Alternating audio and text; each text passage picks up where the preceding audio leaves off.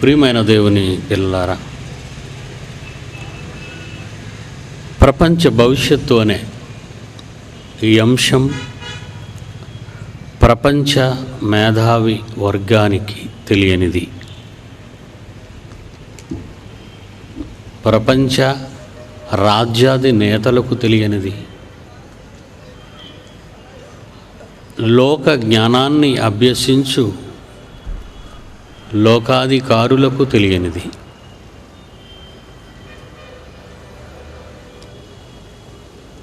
యేసు బోధించిన బోధలు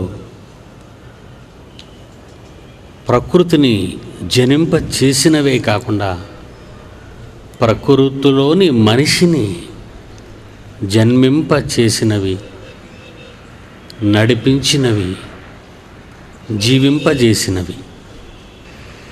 ఏదో విదేశీ మతాలను తీసుకొచ్చి మాకు రుద్దుతున్నారు అనే భావన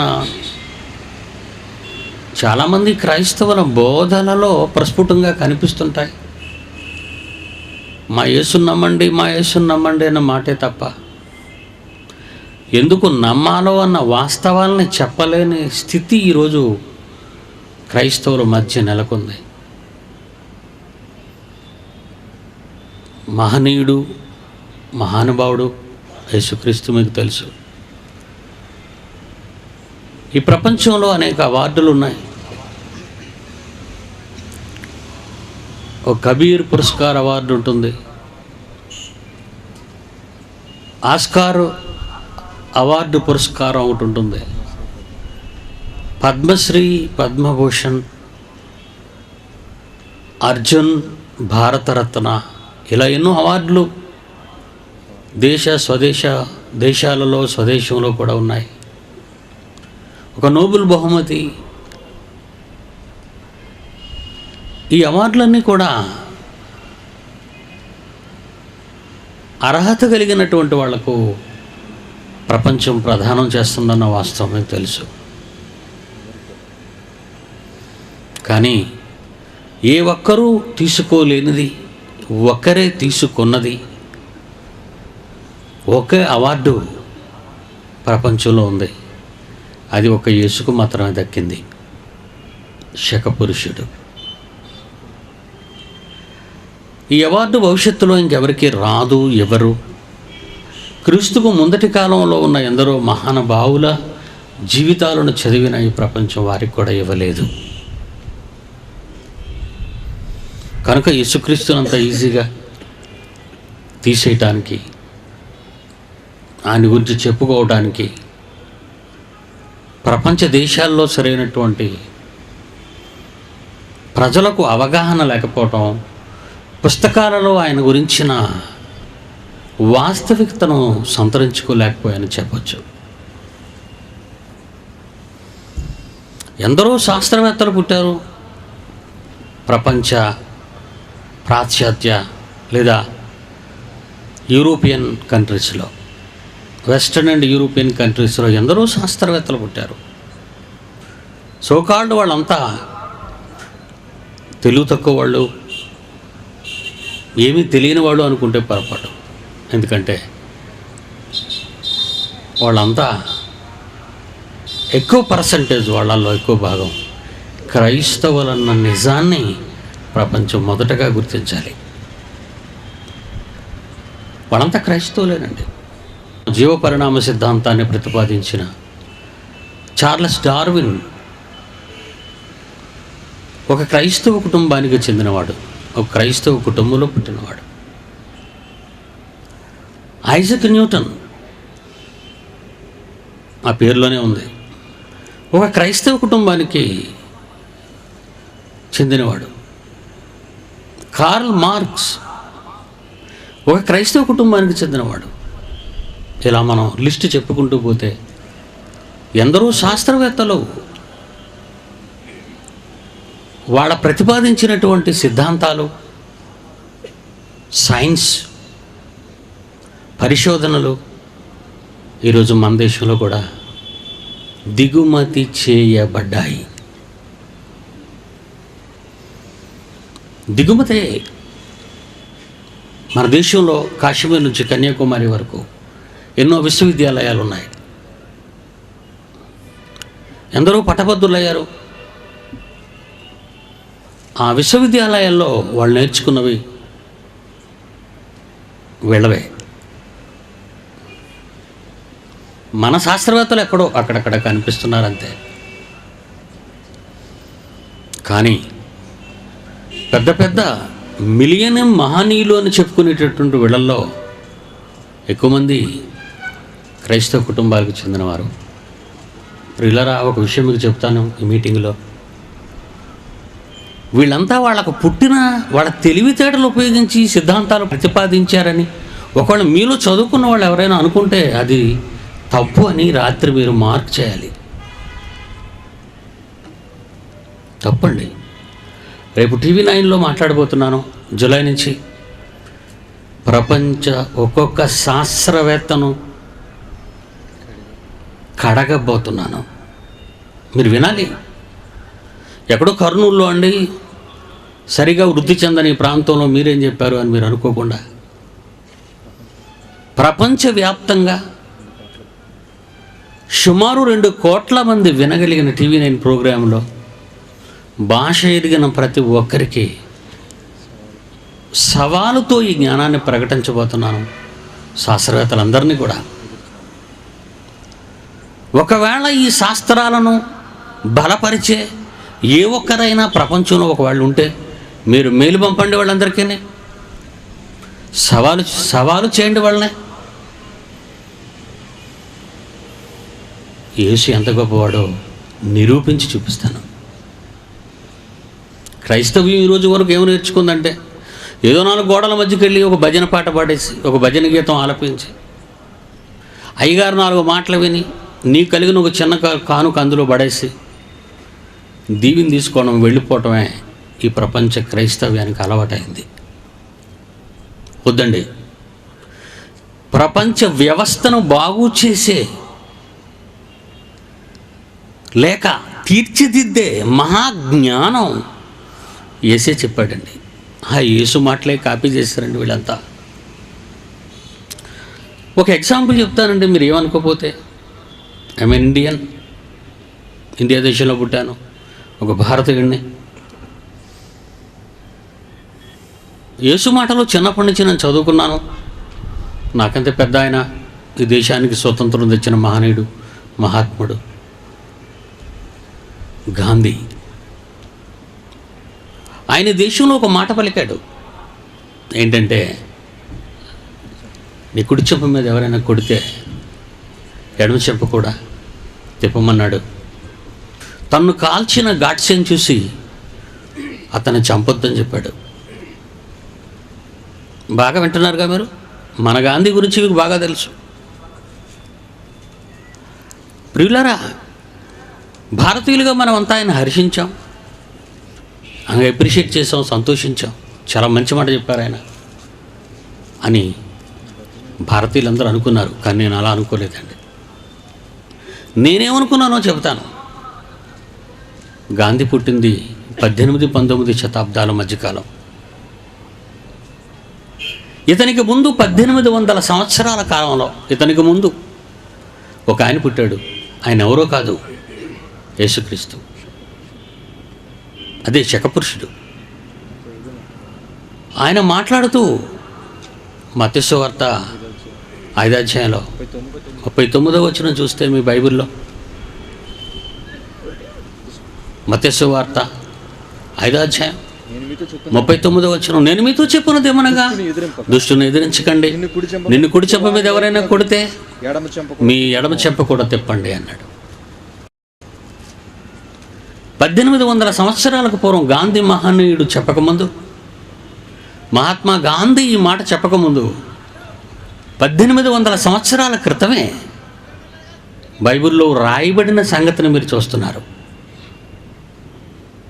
ఏమంటే అసలు ఈ మాట చెప్పడానికి ఏమైనా కారణం ఉందా? రీజన్ ఏమైనా ఉందా అని మనం ఆలోచిస్తే ఉందండి. గాంధీ గారు ఆక్స్ఫర్డ్ యూనివర్సిటీలో చదువుకున్నారు, బారెట్లా. మన గాంధీ గారు ఇంగ్లాండ్ వెళ్ళారు, లా చేశారు. ఆయన ఆక్స్ఫర్డ్ యూనివర్సిటీలో. అక్కడ ఆయన బైబిల్ చదివారు. ఆ బైబిల్లో ఈ మాటలు ఆయన ఆకర్షించాయి. ఏమంటే మరో మాట చూద్దాం. బైబిల్లో యేసు ప్రభువుని సిలువేశారు. లోకాసువార్త 23,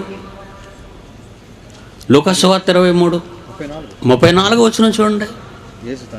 యేసు సిలువేయబడుతున్నాడు, చచ్చిపోతున్నాడు.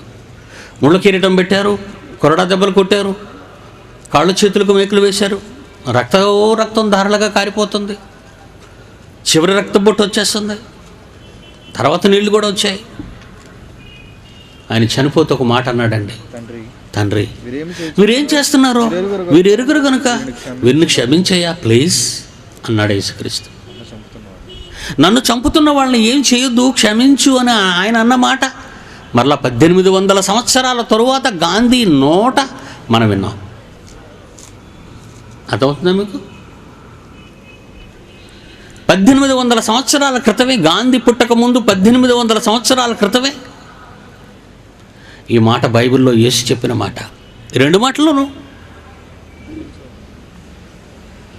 ఆలోచించారా? మన దేశంలో పుట్టిన గాంధీ గారిని నేను నిలబెట్టాను ఇప్పుడు మీ మధ్య.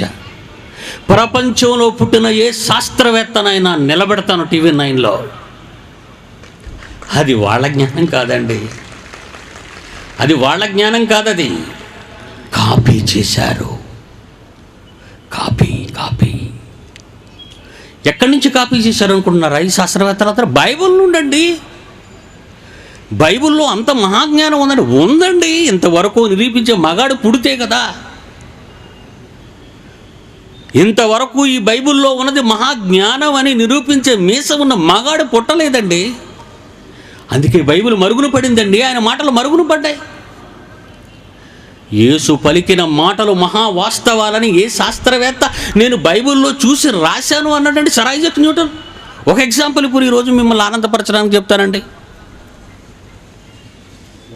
సర్ అన్నారు. ఎందుకు ఆయన సర్ అంటున్నారు? మహాజ్ఞానం నేర్పడనుకుంది ప్రపంచం, అమాయక ప్రపంచం. పాపం యాపల చెట్టు కింద పడుకున్నాడు, ఏదో చెట్టు కింద పడుకున్నాడు అనుకుందాంలండి. అదే కదా నేర్చుకున్నారు మీ పాఠ్య పుస్తకాల్లో. పండు పడిందటి కిందను తెగిపోయి, యాపిల్ పండు ఎందుకు పడిందబ్బా అని ఆలోచించాడట.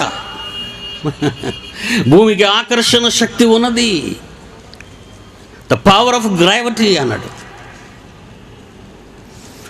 భూమికి ఆకర్షణ ఉన్నది, ప్రకృతిలో ఆకర్షణ ఉన్నది అనే పదాలు ప్రయోగించాడండి. కానీ చిన్నప్పటి నుంచి బైబిల్ నేర్చుకున్నాడు కదండి. అమ్మా నాన్న చెప్పకుండా ఉంటారండి. బైబిల్ చూపించమంటారా? ఐజాక్ న్యూటన్ ఎప్పుడు పుట్టాడండి? నిన్నగాక మొన్న పుట్టాడు. కానీ బైబిల్లో ఏముందో ఒక్కసారి మీ బైబిల్ విప్పి చూడండి. యోహాను సువార్త, న్యూటన్ రాసింది కాదు ఇది, యోహాను సువార్త. వాడి బాబు పుట్టక ముందు కొన్ని 100 సంవత్సరాల క్రితమే యేసు చెప్పిన మాట. ఐజాక్ అంటే ఎవరన్నా? ఇస్సాక్ అండి, అబ్రహాం గారి కొడుకు. మళ్ళీ ఎలాంటి పేరు పెట్టుకున్నాడు చూడండి. యోహాను సువార్త 12వ అధ్యాయం 32వ వచనం చూడండి. నేను భూమి మీద నుండి పైకెత్తబడతాను, అందరినీ నా దగ్గరకు ఆకర్షించుకొందును. ఆకర్షణ, ఆకర్షణ, ఆకర్షణ, గ్రావిటీ, గ్రావిటీ, గ్రావిటీ, గ్రావిటీ. వ్యక్తుల మధ్య ఆకర్షణ, శక్తుల మధ్య ఆకర్షణ. న్యూటన్ దా ఇది? ఎవడండి చెప్పాడు న్యూటన్ దని? బైబిల్ తెలియని వాడు ఈ ప్రపంచంలో ఎవడైనా కారు కోత కోస్తాడు, అది న్యూటన్స్ లా అని. But it is not a Newton's law, Jesus law. It is a Jesus law. ఇలాంటి ఆకర్షణ అనే పదాలు కుప్పలు కుప్పలుగా బైబిల్ నుంచి మీకు చూపించగలను. కాపీ చేశారండి వీళ్ళంతా. 6వ అధ్యాయం యోహాను సువార్త 43వ వచనం. నన్ను పంపిన తండ్రి. యోహాను సువార్త 6వ అధ్యాయము 43. నన్ను పంపిన తండ్రి వానిని ఆకర్షించితేనే కానీ ఎవడును నా యొద్దకు రాడు. ఆకర్షణ, శక్తుల మధ్య ఆకర్షణ ఉండొచ్చేమో కానీ వ్యక్తుల మధ్య ఆకర్షణ చాలా కష్టమండి. కష్టమైన ఆకర్షణను చెప్పిన ఆయనను విడిచింది శాస్త్ర ప్రపంచం, న్యూటన్స్ థియరీని నమ్మిన ప్రపంచం. కానీ ఇలా ప్రతి శాస్త్రవేత్త బైబిల్ నుండి కాపీ చేసి వాళ్ళు సంపాదించిన ఎసెన్స్తో ఒక థియరీని తయారు చేసి ఇది నాది అని ప్రపంచానికి చాటుకున్నారండి.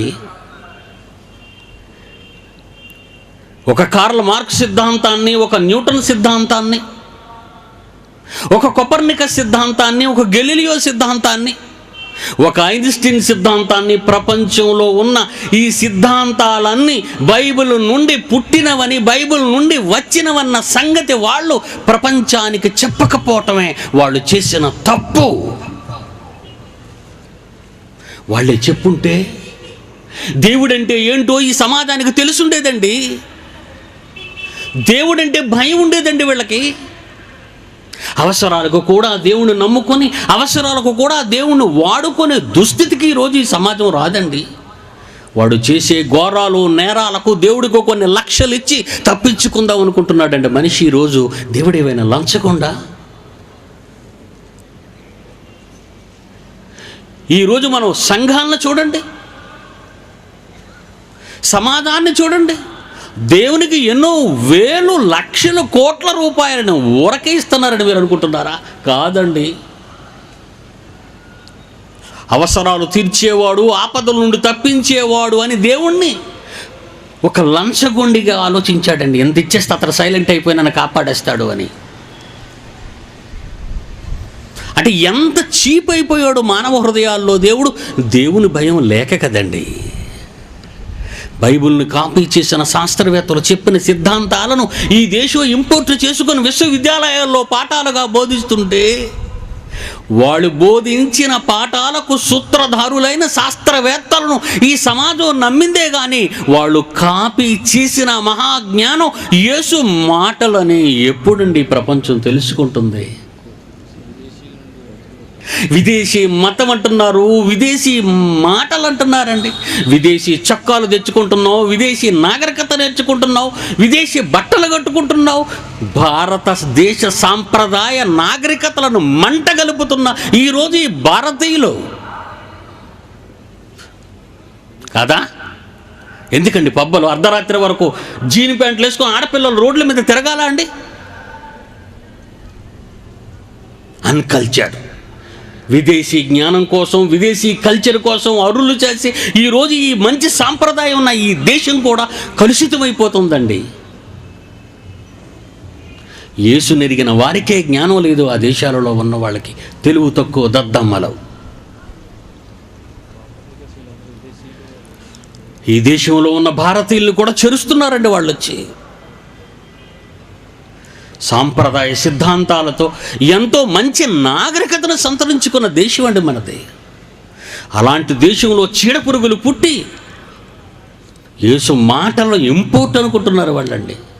ఒక ఇంపోర్ట్ వాచి కావాలి విదేశస్తుడు, ఎంగిలి వాచి. ఒక ఇంపోర్ట్ పెన్ను కావాలి, ఒక ఇంపోర్ట్ షర్ట్ కావాలి. యేసు మాటలు వద్దా? వద్ద నీకు, అది ఇంపోర్ట్ అంటున్నాడు. మరలా అది విదేశీ మతం అని ముద్ర వేశాడు. ఎంత తెలుగు తక్కువ వాడండి. విదేశీ జ్ఞానాన్ని ఎరువు తెచ్చుకున్న నీవు వాళ్ళని మించిన మహాజ్ఞానం చెప్పిన యేసు మాటలను విదేశీ మాటలు అనడం తప్పు నాయన, తప్పు. ప్రపంచ భవిష్యత్తు, ప్రపంచ శాస్త్ర ప్రపంచానికి తెలియని మాట ఒకటి బైబిల్లో ఉంది. చూడండి, రోమపత్రిక 8వ అధ్యాయం. రోమాపత్రిక 8వ అధ్యాయం 22వ వచనం చూడండి ప్రియులారా. రోమపత్రిక 8వ అధ్యాయము 22. సృష్టి, యూనివర్స్, విశ్వం, ప్రకృతి, పంచభూతాలు ఏమంటారు మీ ఇష్టం. సృష్టి ప్రపంచం, ప్రకృతి, పంచభూతాలు, విశ్వం, సృష్టి యావత్తు ఇది వరకు ఏకగ్రీవముగా మూలుగుచున్నదటండి. సృష్టికి మూలుగేటండి. నీకు నాకు మూలుగంటే నమ్ముతారు ఎవరైనా? ఒక రోగిష్ఠుడు మంచం మీద మూలుగుతున్నాడంటే అర్థం. ఒక భగ్న ప్రేమికుడు చెట్టు కింద మూలుగుతున్నాడంటే అర్థం. ఒక ఆస్తి నాశనం అయిపోయిన వాడు మంచం పట్టాడు అంటే అర్థం. పిల్లలు లేకపోతే మూలుగడం అర్థం. ఆ పిల్లలు చెడిపోతే మూలుగుతుంటే అర్థం. వీటికి అర్థాలు చెప్పిన ఈ ప్రపంచానికి తెలియని మరొక అర్థం, తెలియని మాట ఏంటో తెలుసా? సృష్టి యావత్తు ఇది వరకు, ఈ వేళ నుంచి కాదు, దానికి పెయిన్ స్టార్ట్ అయ్యి ఈ ప్రసవ వేదన, ఈ నొప్పులు ఈరోజు ప్రారంభమైనవి కావు సృష్టికి. ఇది వరకు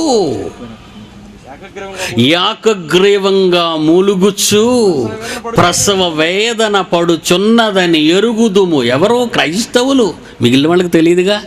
మనకైనా ఏం తెలిసింది? మనకెవరు చెప్పారులేండి ఇవి మనకి ఇవి ఎక్కడైనా బోధించారు. యేసుప్రభు నమ్ముకమ్మ, నీ రోగం పోద్ది. యేసుప్రభు నమ్ముకమ్మ, పెద్ద ఇల్లు కట్టేస్తావు నువ్వు. యేసుప్రభు నమ్ముకోమ్మ, నువ్వు కంప్యూటర్ ఇంజనీర్ అయిపోతావు. ఏ ఇంట్లోకి వెళ్ళండి, ఏమయ్యా ఏం చేస్తున్నారా అని పిల్లల్ని అందరిని అడుగుతానండి. వీడు కంప్యూటర్ ఇంజనీర్ అండి, వాడు కంప్యూటర్ ఇంజనీర్ అండి, వాడు తలక మార్చిన ఇంజనీర్ అండి, వీడు తలక మార్చిన ఇంజనీర్. అందరూ ఇంజనీర్లేనండి. అందరూ ఇంజనీర్లే. ఇంజనీర్లా?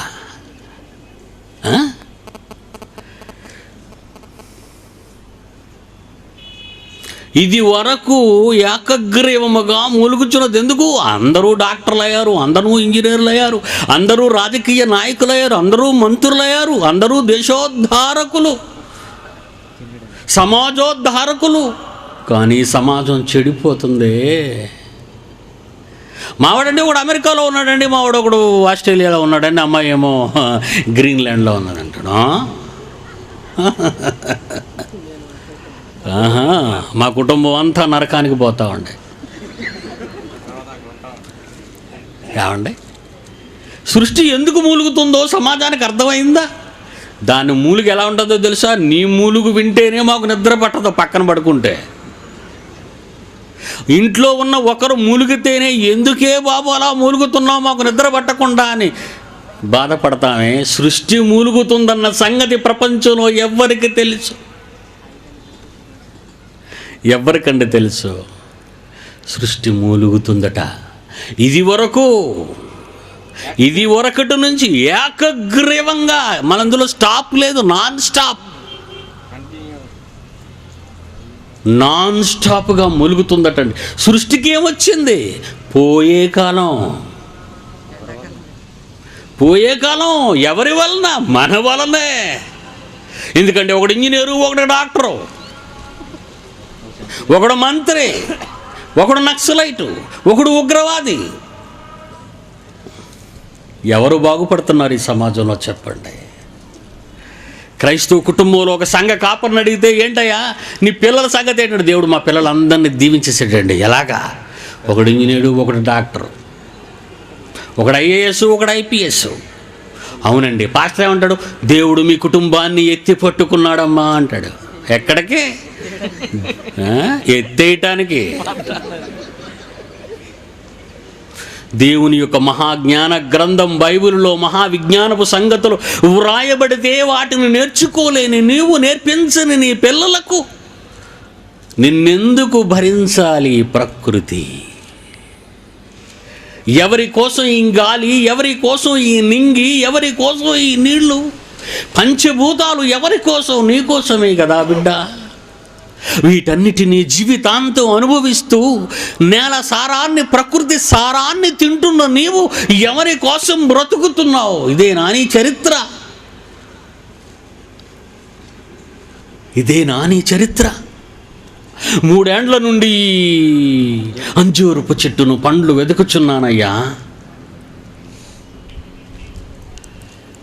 ఓ ఎదుగుతున్నారు, లేవండి, ఏం చేద్దాం, పోతే పోద్ది, మరి లేవు, మరి వెయిట్ చేయండి, ఇంకొక 3 ఏళ్ళు అన్నాడు ఆయన. అలా అనకుండా ఆయన ఒక మాట అన్నాడండి లూకా సువార్త 13వ అధ్యాయంలో.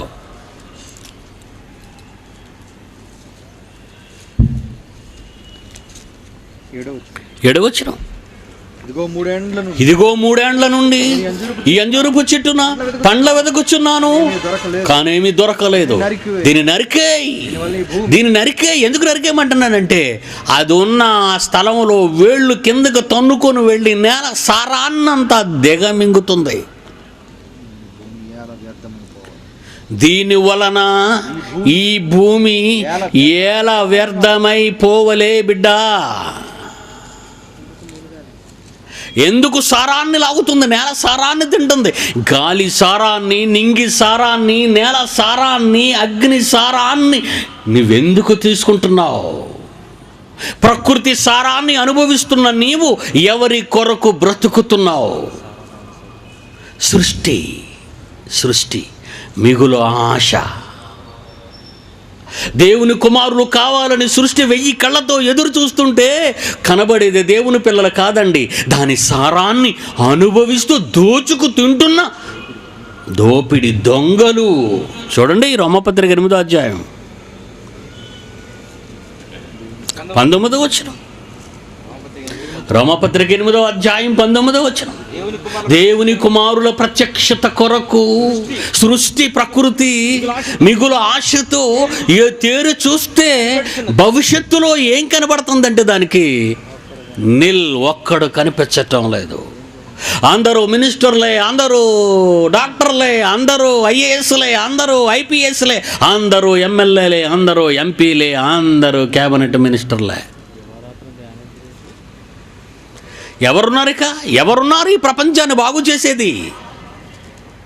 ఎవరున్నారు ఈ ప్రపంచాన్ని బాగు చేసేది? ఎవరు లేరు. ఎందుకు ఈ నేల సారం ఇవ్వాలి? ఎందుకు ఈ గాలి సారం వాళ్ళకి ఇవ్వాలి? ఎందుకు ఈ వెలుగు సారం వాళ్ళకి ఇవ్వాలి? ఎందుకు ఇవ్వాలి ఈ సారాలన్నీ వీళ్ళకి?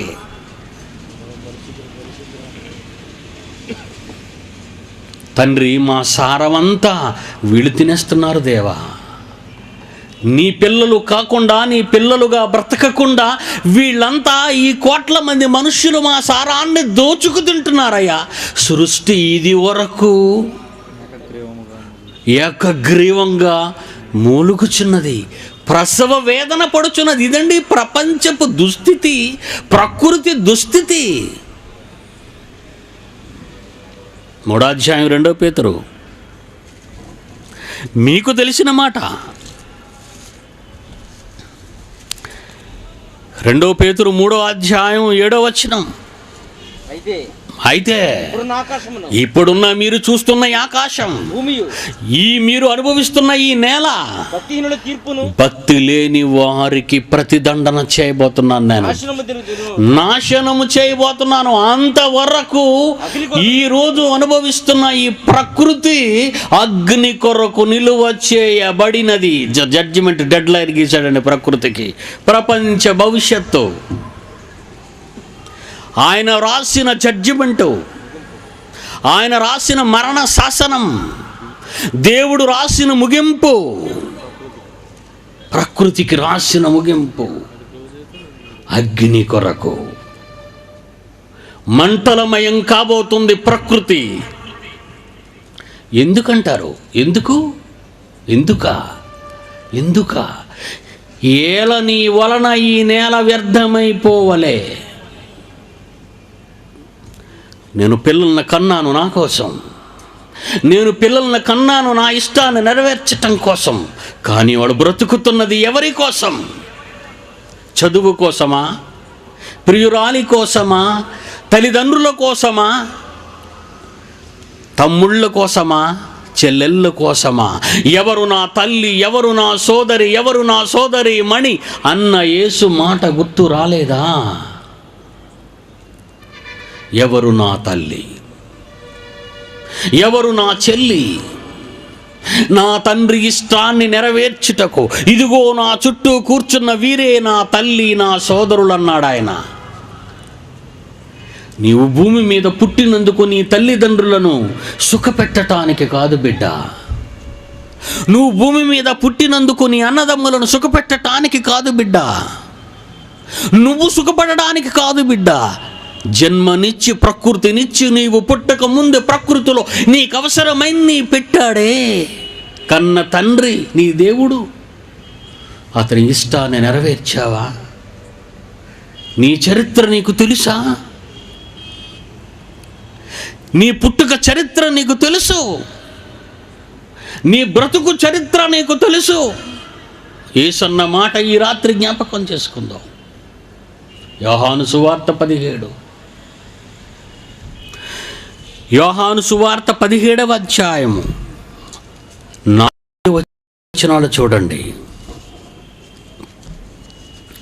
యోహాను సువార్త 17వ అధ్యాయము 4-5 వచనాలు. చేయుటకు నీవు నాకిచ్చిన పని భూమి మీద తండ్రి చేయుటకు నీవు నాకిచ్చిన పని భూమి మీద సంపూర్ణముగా నెరవేర్చాను, నిన్ను మహిమపరిచాను. అందుకేనయ్యా జన్మనిచ్చాడు. రేపు చచ్చిపోదాం గనక ఇవాళ తిందాం త్రాగుదాం అంటావా? ఈరోజు ఈ టెక్నాలజీ డెవలప్ అయిన తర్వాత అందరికీ 30,000 నుంచి 50,000 జీతం వరకు తక్కువ లేదండి. ఈ టెక్నాలజీ నేర్చుకున్న వాళ్ళకి 50,000 నుంచి 30,000 వరకు డబ్బు అండి. ఏం చేయాలో తెలియటం లేదు వాళ్ళకి. ఆడేనండి పబ్బలకి వెళ్ళేవాళ్ళంతా. ఆడామగా తేడా లేదు వీళ్ళకి. వీళ్ళ దగ్గరికి వెళ్ళి మీరు ఏమైనా దేవుని గురించి ఒక మాట అంటే, ఎయిడ్స్ వచ్చినంత వరకు తిరుగుతాను, ఎయిడ్స్ వస్తే కెరసోని పోసుకొని చచ్చిపోతాను అన్నాడు ఒక దరిద్రుడు. అంటే సుఖపడడానికి పుట్టావురా, నీకు ఆత్మజ్ఞానం లేదురా, భవిష్యత్తు తెలియదురా నీకు. అరే నీ భవిష్యత్తు బాగుండాలని నీ కన్న తల్లిదండ్రులు నిన్ను ఎంతటి వాడిని చేస్తే ఎయిడ్స్ వచ్చినంత వరకు తిరిగి చేస్తావా నువ్వు? చెడిపోవడానికి పుట్టావురా నీవు? నీ దిక్కుమాలిన 50,000 రూపాయల జీతం కోసం నీ బ్రతుకునేందుకురా అన్యాయం చేసుకుంటున్నావు. నీవు నేర్చుకున్న మాట ఎంగిలి జ్ఞానం రా. ఈ ప్రకృతిలో ఉన్నది 60 ఏళ్ల జీవితంలో నువ్వు నేర్చుకున్నది నీ కడుపు జానడి పొట్టను నింపుకునే జ్ఞానం రా. అది వద్దు నీకో. ఈరోజు ఈ ప్రపంచం చెడిపోవడానికి కారణం అదే, ఈ లోక జ్ఞానం. వచ్చిన డబ్బును ఎలా ఖర్చు పెట్టాలో, డబ్బు లేకపోతే ఎలా దోపిడీ చెయ్యాలో నేర్చుకున్నావు ఈ సమాజంలో. అందుకే దేవుని భీతి లేదు, నీ బ్రతుకుకు ఒక గమ్యం లేదు, నీ జీవితానికి ఒక చరిత్ర లేదు. నీవు పుట్టక ముందు చరిత్ర, నీవు పుట్టిన తరువాత చరిత్ర, నువ్వు చచ్చాక చరిత్ర. నీ కళ్ళ ముందు చచ్చిపోయే నేలలో గింజ మొలకెత్తుతుందరా, ఆ చరిత్ర నీకు తెలియదా? బోటనీలో నీకు నేర్పించలేదా? అవన్నీ వదిలే ప్రకృతిలో నువ్వు నేర్చుకోలేదా? నీ కళ్ళ ముందు కనబడటం లేదా? ఒక విత్తనం నేలలో పడి చచ్చి బ్రతుకుతుంది అంటే నీకు బ్రతుకు లేదన్నది ఎవడురా? అన్నది వాడెవడో పిచ్చివాడు. మరో బ్రతుకు లేదంటే నువ్వు పిచ్చివాడవి. తాగి తొందనాలాడడం కాదు, డబ్బుందరు విచ్చలవిడిగా సమాజంలో ఇంకొకరిని చెడపడానికి కాదు, బుద్ధిగా బ్రతుకు. నీ చరిత్ర నీకు అర్థం కావటం లేదు. యేసంటున్నాడు, చేయుటకు నీవు నాకిచ్చిన పని నేను సంపూర్ణముగా నెరవేర్చి భూమి మీద నిన్ను మహిమపరిచాను తండ్రి. లోకాలు పుట్టక ముందు, ఈ లోకాలు ఈ ప్రపంచము విశ్వమే లేనప్పుడు నీ దగ్గర నాకు చరిత్ర ఉంది. జాగ్రత్తగా చూడండి అబ్బదం. ప్రకృతిలో పుట్టి ప్రకృతిలో వచ్చిన జ్ఞానాన్ని నేర్చుకుని నీవు ప్రకృతి ఒడిలో దేవుడు నిన్ను పెట్టి అవసరమైనవన్నీ ప్రకృతిలో పెట్టి తల్లి ఒడిలో పండుకొని తల్లి రొమ్ము పాలు తాగి ఆదమరచి నిద్రపోతున్న మనిషి, ఈ ప్రకృతి నీకు పాలిచ్చి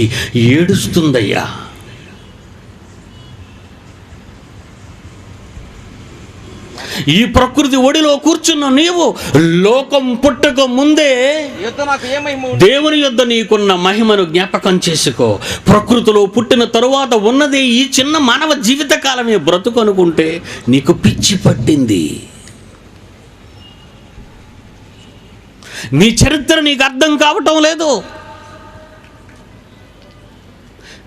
నీ చరిత్ర నీకు అర్థం కాలేదు కనుక నువ్వు చూడాలి. మీరు చూడాలి. Lights off.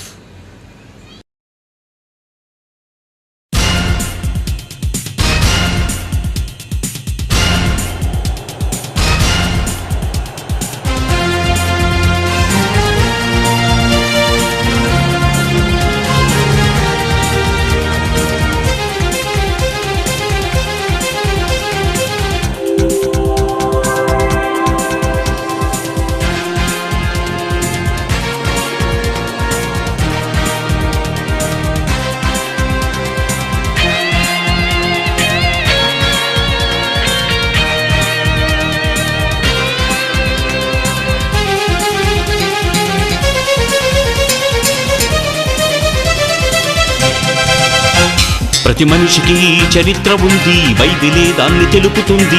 మనుషులందరిది మరో లోకమంది. ప్రతి మనిషికి చరిత్ర ఉంది, బైబిలే దాన్ని తెలుపుతుంది. మనుషులందరిది మరో లోకమంది. జీవ గ్రంథంలో జ్ఞానముంది, శాస్త్రవేత్త తలదించుతుంది. చదువుతానంటే చరిత్ర ఉంది, అది సకల శాస్త్రాలను అధిగమించినది బైబిలు. అది సకల శాస్త్రాలను అధిగమించినది బైబిలు. ప్రతి మనిషికి చరిత్ర ఉంది, బైబిలే దాన్ని తెలుపుతుంది. మనుషులందరిది మరో లోకమంది. ప్రతి మనిషికి చరిత్ర ఉంది, బైబిలే దాన్ని తెలుపుతుంది. మనుషులందరిది మరో లోకమంది.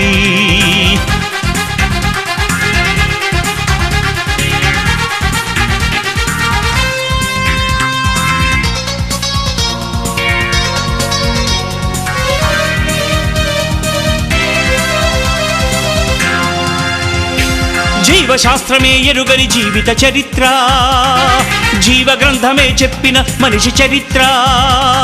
జీవశాస్త్రమే ఎరుగని జీవిత చరిత్ర, జీవ గ్రంథమే చెప్పిన మనిషి చరిత్ర. ప్రతి మనిషి ఈ భూమిపై ఒక మనిషి నుండి పుట్టాడని చెప్పింది. ప్రతి మనిషి ఈ భూమిపై ఒక మనిషి నుండి పుట్టాడని చెప్పింది.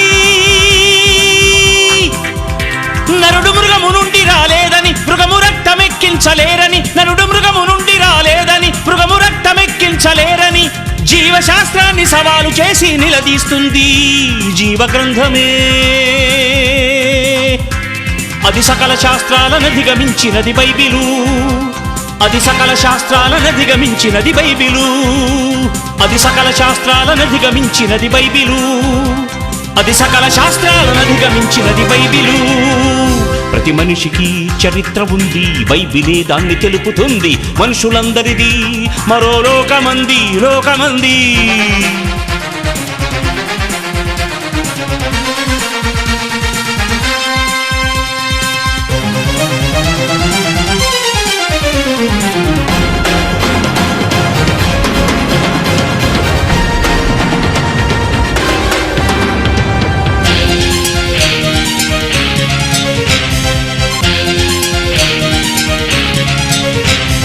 ఆది యందు దేవునిలో మనమే ఉన్నవారం, ఆదాములోకి దేవుని నుండి వచ్చిన వారం. ఆది యందు దేవునిలో మనమే ఉన్నవారం, ఆదాములోకి దేవుని నుండి వచ్చిన వారం. ప్రతి తండ్రి గర్భాన్ని దాటుకుంటూ తల్లిలో నుండి బయటికి వచ్చిన వారం. ప్రతి తండ్రి గర్భాన్ని దాటుకుంటూ తల్లిలో నుండి బయటికి వచ్చిన వారం. ప్రతి మనిషికి ఉన్నది చరిత్ర, తెలుసుకో ఇది నీ గత చరిత్ర. ప్రతి మనిషికి ఉన్నది చరిత్ర, తెలుసుకో ఇది నీ గత చరిత్ర. మానవ శాస్త్రం పుట్టక ముందే మానవులందరి మూలం తెలిపెను బైబిలు. అది సకల శాస్త్రాలను అధిగమించినది బైబిలు. అది సకల శాస్త్రాలను అధిగమించినది బైబిలు. అది సకల శాస్త్రాలను అధిగమించినది బైబిలు. అది సకల శాస్త్రాలను అధిగమించినది బైబిలు. ప్రతి మనిషికి చరిత్ర ఉంది, బైబిలే దాన్ని తెలుపుతుంది. మనుషులందరిది మరో లోకమంది. ప్రతి మనిషికి చరిత్ర ఉంది, బైబిలే దాన్ని తెలుపుతుంది. మనుషులందరిది మరో లోకమంది. జీవ గ్రంథంలో జ్ఞానముంది, శాస్త్రవేత్త తలదించుతుంది. చదువుతానంటే చరిత్ర ఉంది, అది సకల శాస్త్రాలను అధిగమించినది బైబిలు. అది సకల శాస్త్రాలను అధిగమించినది బైబిలు. ప్రతి మనిషికి చరిత్ర ఉంది, బైబిలే దాన్ని తెలుపుతుంది. మనుషులందరిది మరో లోకమంది. ప్రతి మనిషికి చరిత్ర ఉంది, బైబిలే దాన్ని తెలుపుతుంది. మనుషులందరిది మరో లోకమంది.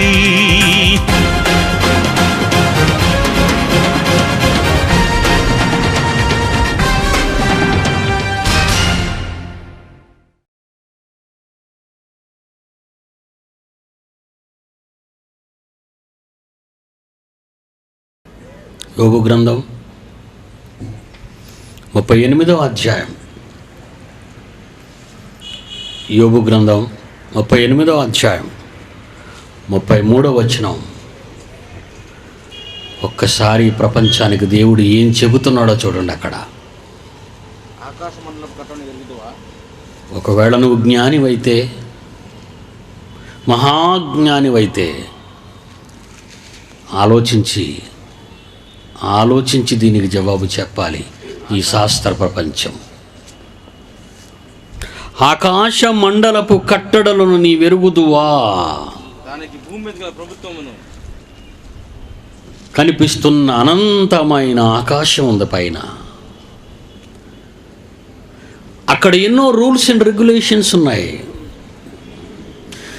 భూమి మీద మనుష్యులలో ఉన్న రూల్స్ అక్రమము, రూల్స్ దాటిపోయినట్టుగా అవి దాటటం లేదు. భద్రతకు ఎన్నో రూల్స్ పెట్టారు, అన్ని రూల్స్ని అతిక్రమిస్తున్నారు. మనిషి సంఘజీవి కనుక సమాజంలో ఒక ఉన్నతమైన వ్యక్తిగా ఎదగాలని న్యాయ శాస్త్రాన్ని రాశారు, వాటిని అతిక్రమిస్తున్నారు. ఎన్నో నియమాలు, ఎన్నో నిబంధనలు ఈరోజు మానవాళి మధ్య అనేక దేశాలు రాసుకున్నాయి. వాటన్నిటినీ అతిక్రమిస్తుంది నరజాతి. అతిక్రమిస్తున్న మానవుడు అడుగుతున్న ప్రశ్న, అతిక్రమిస్తున్న మానవుని నిలదీసి దేవుడు అడుగుతున్న ప్రశ్న, ఆకాశ మండలపు కట్టడలను నీ వెరుగుదువా? కోటాను కోట్ల నక్షత్రాలు అనంతమైన విశ్వంలో అనంతమైన వేగంతో పరుగులెడుతున్నాయి అంటే, ఎందుకు పరుగులెడుతున్నాయో అంత వేగమాటికి అంత అవసరమా అని నువ్వు అనుకుంటున్నావు కదా.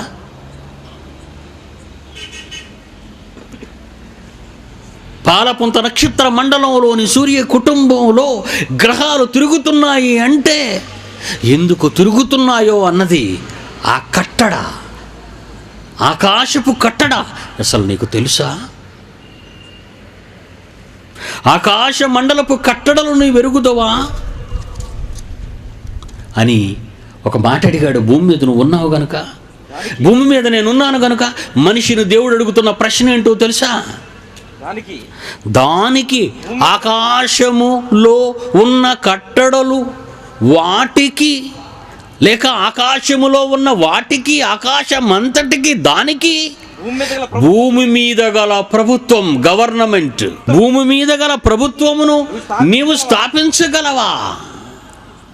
అంటే ఇక్కడ ఏం మనకు అర్థమవుతుందండి? విశ్వం అంతటికి భూమి కేంద్ర స్థానం. క్రీస్తు పూర్వం 1400 సంవత్సరాల క్రితం, అరిస్టాటిల్ పుట్టక ముందు, అరిస్టాటిల్ ఎప్పుడండి పుట్టాడు? క్రీస్తు పూర్వం 300లో కదా. క్రీస్తు పూర్వం 1400 సంవత్సరాల క్రితమే విశ్వమంతటికి కేంద్ర స్థానం, కేంద్ర బిందువు భూమిని, భూమి మీద విశ్వమంతటికి ప్రభుత్వం ఉన్నదని, అసలు భూమి మీదే ఎందుకు ఉన్నది అని అనుకుంటే నీకోసమే ఉన్నదని, నీకోసమే ఈ ప్రభుత్వం ఉన్నదని నీ వెరిగితే నీవు చెడిన క్షణం ప్రపంచ భవిష్యత్తు నాశనం అయిపోతుంది. బిన్ లాడెన్ టవర్స్ని కూల్చక ముందండి 4 సంవత్సరాల ముందు అదే టవర్స్ కింద వాడు బాంబులను పేల్చాడు బిన్ లాడెన్. కానీ పడలేదండి, టవర్స్ కూలలేదు. మరలా డార్కులకు వెళ్ళిపోయాడు. 4 సంవత్సరాలు పథకాన్ని రూపొందించాడు. ఎక్కడ కొడితే టవర్స్ కూలుతాయో, ఎన్ని వేల గేలన్లు గ్యాస్ వైట్ పెట్రోల్ మండితే 110 అంతస్తులు 100 అంతస్తులు గల ఈ 2 బిల్డింగ్స్ కూలిపోతాయో 4 సంవత్సరాలు పథకం వేసాడండి WTC టవర్స్. ఆ పథకం ఫలితమే 2 భవనాలలోనికి ప్రవేశించిన విమానాలు రెండింటినీ మీరు చూడండి, ప్రతి పాటలో మేము చూపిస్తున్నాం క్లిప్పింగ్స్లో. కరెక్ట్గా సెంటర్లోకి పంపించాడు. విమానం బయటకు వచ్చేలేదండి. మరలా అలా విమానం బయటికి వెనక మిగిలిపోలేదండి. 500 కిలోమీటర్ల వేగంతో ప్రవేశించిన 2 విమానాల వలన ట్విన్ టవర్స్ 2 నేల కూలిపోయి కొద్ది నిమిషాల్లోనే. అక్కడుందన్నమాట దీని పట్టు. అది బిన్ లాడెన్కి తెలిసిన పట్టు. దేవుని పిల్లలారా, విశ్వానికి పట్టెక్కడుందో తెలుసా? ఇదిగో ఇప్పుడే చదివారు మీరు. మరలా వినండి ఆ మాట. ఆకాశములు కట్టడలు నీ వెరుగుదువా, దానికి భూమి మీద గల ప్రభుత్వము, దానికి భూమి మీద గల ప్రభుత్వము. మాయలు పకీరు ప్రాణం అట చిలుకలో ఉందని చిన్నప్పుడు కదండి, అది 7 సముద్రాలు దాటాలటండి. ఆ 7 సముద్రాలు దాటిన తర్వాత అక్కడ ఒక రకాసు లోయ, లోయలో ఒక కొండ, ఆ కొండలో ఒక గుహ, ఆ గుహలో ఎన్నో దెయ్యాలు. వీటన్నిటిని దాటేదెప్పుడు, లోనకి వెళ్ళేదెప్పుడు, పంజరంలో చిలకన పట్టుకునేదెప్పుడు? అది చిన్ననాటి నేను విన్న కథ. ఈరోజు యథార్థ గాథ. అనంత ఆకాశంలో, అనంతమైన విశ్వంలో, కోటాను కోట్ల నక్షత్రాల వలయాలలో, పాలపుంత నక్షత్ర మండలంలో, సూర్య కుటుంబంలో ఉన్న ఈ చిన్న భూమండలం, భూమి మీద ఉన్న దేవుని కుమారుని వైభవం. అంటే విశ్వానికి పట్టు చిలక నువ్వే బిడ్డ. భూమి మీద ఉన్నది విశ్వానికి ప్రభుత్వం. ఆ భూమి ఉన్నది నీకన్ని కోరికలు తీర్చటానికి. ఆ సారాన్ని అనుభవిస్తున్న నువ్వే దేవునికి కాకుండా పోతే, మీరే నిస్సారమైతే ప్రకృతి చక్రం పగిలిపోతుంది, మండిపోతుంది. ఇది ప్రపంచ శాస్త్రానికి తెలియని నిజం. దేవుడు చెప్పిన నగ్న సత్యం. ఈ భవిష్యత్తు ఎలా చెప్పాలి ప్రపంచానికి చెప్పండి? ఏ పాఠ్య పుస్తకాల్లో ఎవరు రాశారు చెప్పండి? ఏ పాఠశాలలో ఏ టీచర్ బోధిస్తుంది చెప్పండి? మనిషి చెడిన నాడు ప్రకృతి భస్మమవక తప్పదు.